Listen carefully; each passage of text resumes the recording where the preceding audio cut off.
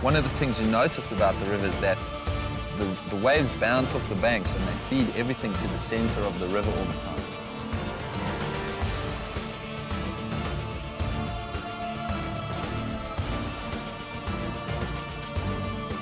This river is just so big, and it is one of the most phenomenal rapids to see. If you came across this rapid in any other river, you would walk around it. Rapid number 9 has always been, for many years now, it's been that ride, it's been everything that I do kayaking for. It's what they would call a Class 6 rapid. I would call it a number of things. I would call it the beating of a lifetime.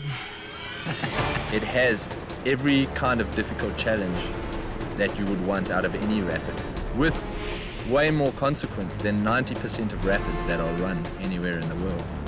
And so we really need to plan our line. It's not a matter of just floating in and hoping for the best. There's distinct maneuvers that have to be done. First of all, you have to approach it from exactly the right place.